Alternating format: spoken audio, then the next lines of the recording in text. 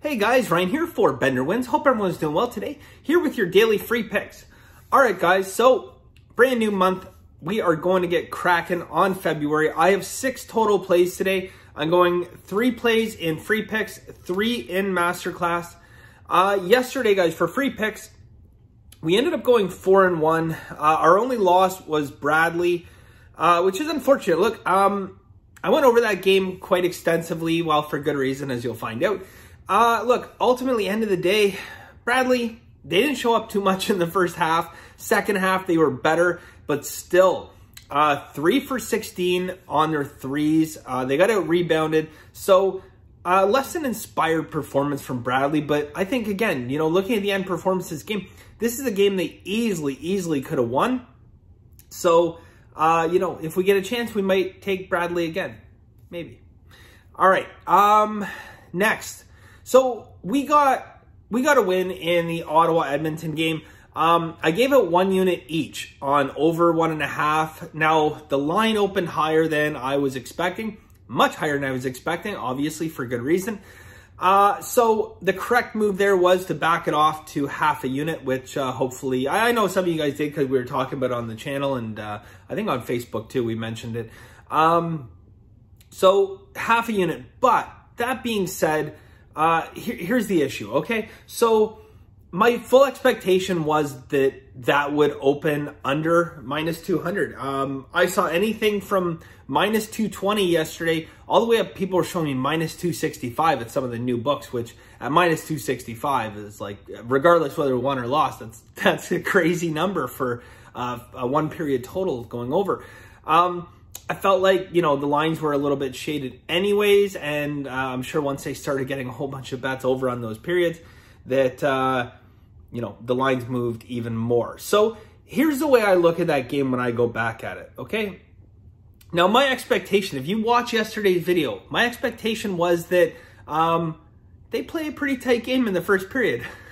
Yeah, honestly, right? And then I said, look, you know, kind of as you saw, the legs that get tired, there's not going to be a lot of defense this game because Ottawa doesn't have a defense, and Edmonton's just not going to be, their legs are just not going to be there, and that's the defensive thing. And I think we saw that, but unfortunately we saw that in the first period.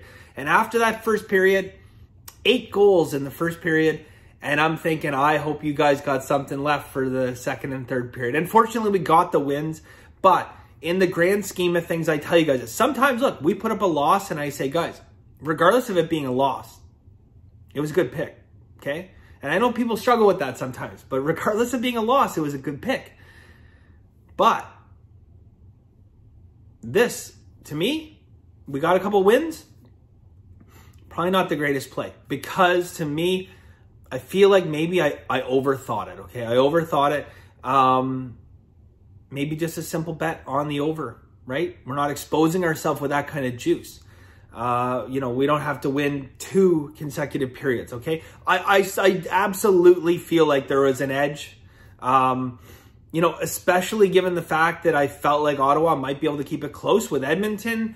With Edmonton playing 3 and 4 nights, the chances for Ottawa to keep this game close are good, which gives us much more increased value in the third period. Why does it give us increased value in the third period? Empty net goals, extra attacker goals, all kinds of stuff like that. The other thing, you know, that I'm mentioning, I don't think I mentioned it yesterday, third period, I was expecting many more penalties. When you get tired, what do? You take hooking, holding, you know, slashing. Rather than properly check the guy, you give him a little stick check when he goes by. These are the kinds of penalties you expect to see later on in the game from tired teams. And anyways, look, I'm happy we got the win. But, you know, I want to be the first to acknowledge that I think in terms of picks, it's not a great pick, especially where the juice turned out. Had I knew this is where the juice was going to be, I would have made other arrangements. But again, my expectations were that the juice could open, you know, hopefully as low as 150, 160, up to 200.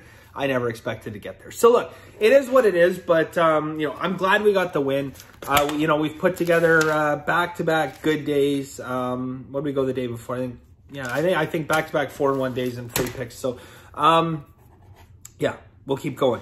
Here's what we're going to do, guys. We get February started. I have 2 college basketball plays. I have another hockey play.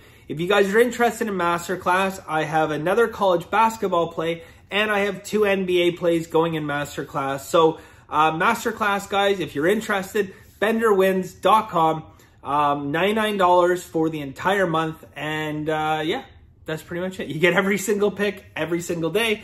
And as well, all the Masterclass educational videos, which there are 11 of them out there right now. Yeah, so.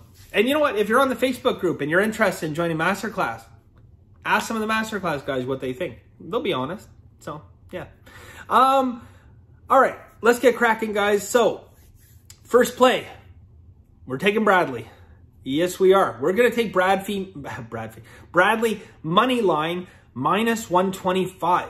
Now, why are we going to take Bradley, guys, after yesterday? Couldn't hit a 3. Again, you know, their power rating, guys, and really ultimately, look, you work very, very hard on this, as does any sharp, okay? On your power rating, they are a better team.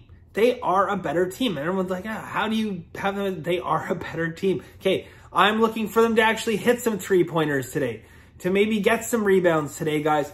The bottom line, look, 3 steam bets on this game already. The Sharps know what I know on this game. And, you know, I'm very hopeful that, you know, they get a nice bounce back performance. But if you want any indication in terms of, you know, the sentiment from the Sharps and the public in this game, it's a contrarian play in terms of bets placed, okay? Bradley's contrarian. The public's on the other side. But Bradley right now, money distribution, 47% of bets, 74% of money.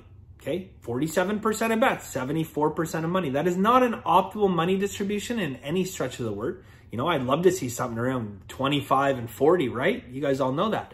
But at the same time, what does it tell us? It tells us, guys, that the Sharps are heavy on the money on Bradley. So we're going to take Bradley to win this basketball game after disappointing for us yesterday. Bradley minus 125 money line. All right, next game, guys. Alabama A&M and Texas Southern. This is what they call an added game. Added game signified by the 6-digit game indicator as opposed to a 3-digit game indicator. And yeah, most sports books, you'll find this in the regular area. However, there are some online sports books, guys, that for whatever reason, they list these as different. So you'll have your college games, then they'll have what they call college added or college extra, or college plus or something like that. And they list these games separately, okay? So I know last time I gave out one of these games that, you know, I had a few people saying, I can't find this game. And then, you know, I say, look for something like this. And then eventually they found it because all the books will carry this game. All right, Alabama, A&M, Texas Southern. We're going to go over 143 minus 115, okay? Over 143 minus 115. Alabama A&M and Texas Southern, guys. A couple steam bets on that. I think the line's set too low. The line is up a little bit on this game. I believe it opened 141.5, 142, something like that. But again, for good reason, the line's just too low. All right, next, guys, on to hockey, the last play in free picks. We're going to take the Tampa Bay Lightning minus 166. Okay, so Tampa Bay, good start to the year. They are missing Nikita Kucherov, arguably, you know, definitely top 5 scorers in the NHL. But they have a much better team. And I feel like if Kucherov is in this game, we're seeing a line of minus 185, maybe up to minus 200 if Kucherov's playing in this game. Okay, so I look at this game for Tampa at minus 166 for Tampa Bay. That's a no-brainer for me. Look, Tampa Bay 3-0 at home, Nashville 0-3 on the road. Now you say, how much does the home ice really impact the players? And yes, the fans are a big part of the game. Okay, the fans are a big part of the game and the momentum and everything like that. But you know what? The being home and the being back in your bed and the familiarity, that is still worth something. So I know that there's argument, okay, what does the home ice really give you? And let me tell you guys something. I can tell you this from experience, okay? No, obviously not an NHL-sized stadium. When you're playing in front of thousands of people, the energy level is there. Yes, okay, energy level is there and you're pumped up. But once the game starts, you don't hear anything. You don't. Like, you're really not hearing it. I mean, you know, the odd time, if it gets really loud, like playoff environment, sure, Playoffs, absolutely. But other than that, you know, you're so focused on what you're doing and just the fundamentals of playing the game that the outside influences are not that big a factor in hockey. But yes, it's the crowd still is a factor, but there still is a home ice advantage even today. So Tampa Bay. Now, further to that, guys, I do have to say, okay, to me, of all the sports that you handicap, hockey is the one where Vegas is the slowest to adjust. Okay, they're slow to adjust year over year. Okay, certain goaltending changes, like, you know, you see the odd rookie is going to come up, and, you know, Vegas is not going to give them the time of day. But, you know, they might have played a few years in the Swedish Elite League, or they might have played over in Russia. You know, as we saw last year with, what's his name? Totally forgot. Oh, Pavel Francouz in Colorado. We saw it last year, presented us with a ton of value before Vegas finally figured out that, hey, this guy can actually play. Of course he can play. He was a top goalie in the KHL for back-to-back years, right? But, you know, so they're slow to adjust. And I'll tell you, what I've seen so far out of Nashville's pricing in terms of lines is Nashville is being priced where they should have been a year or two ago. Not so much this year, guys. The club, although, you know, they have some talent on the club, they're a long way from the Nashville of old. They are, but their name still carries clout. And when the public sees them, they still bet them. And whether it's Vegas just, you know, embracing the fact that the public is going to bet Nashville, especially in games where they're dogs, or on the flip side, you know, that Vegas literally hasn't corrected enough for this team. But either way, guys, you know, this is the team that we're going with today. Tampa Bay minus 166. Okay, so that is it for us today, guys. Again, if you're interested in Masterclass, benderwins.com, college basketball, and 2 different NBA plays for you guys tonight. Lots of steam in the NBA today. So that is it for us today, guys. Thank you very much. And as always, have a very lucky day.